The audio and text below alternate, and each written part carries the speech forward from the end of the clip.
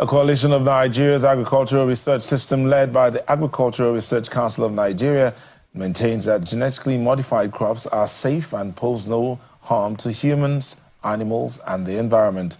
The telomeres that recently sparked intense controversy and concerns, with many questioning its safety and environmental impact, is a transgenic, drought-tolerant and insect-protected maize variety designed to thrive in challenging climatic conditions.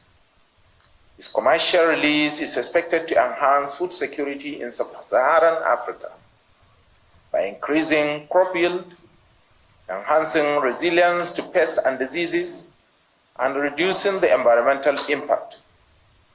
Also, improving nutritional content for the health benefit of the populace. Having gone through this rigorous testing and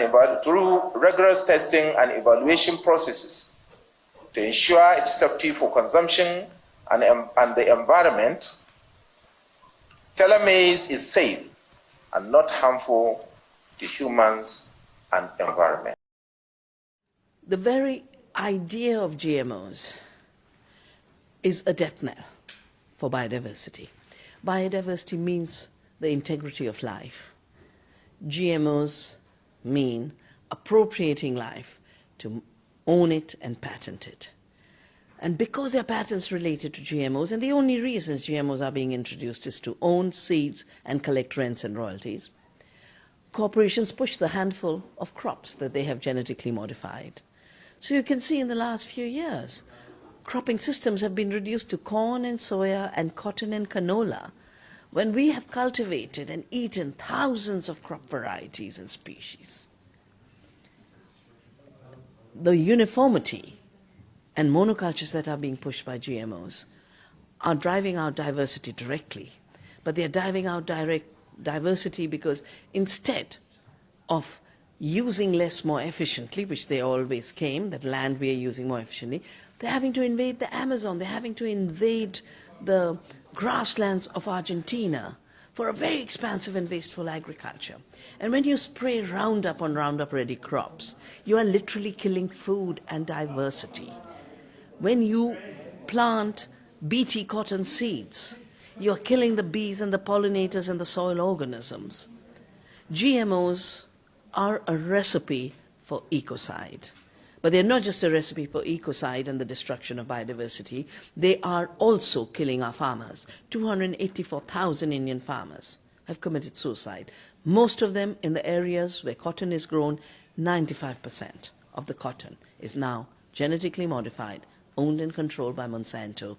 The farmers are dying because Monsanto is making profits by owning life which it never created but pretends to create. That is why we need to reclaim the seed. That is why we need to get rid of GMOs. That is why we have to stop patenting of life. From the compilation of these two videos, you cannot tell for yourself who really cares about the life of the people, the life of the citizens, who is selfless in carrying out their duties. You hear from the coalition group of the Nigerian Research Institute, they're telling us that the GMO crops they are safe. Whereas the world is rejecting this, the world is calling this evil. I heard that of the one from the India who condemned this very crop and telling the world the danger, how they are losing from the organic plants and the organic crops, all because of the GMOs. The world is rejecting this, and Nigerian government is trying to use every crook to adopt it to Nigeria so that they will make money at the expense and danger of the life of the citizens. Share out this video. Let's condemn this. If there's the protest, this is one of the things to protest. Say no to these very plants or these very crops in Nigeria. We don't have the medical care to take care of our people when the danger began to erupt here and there. Nigerian government doesn't care about you. They care about their own purse, the money they will make. The world is rejecting this. Let's reject this too. Share out this video.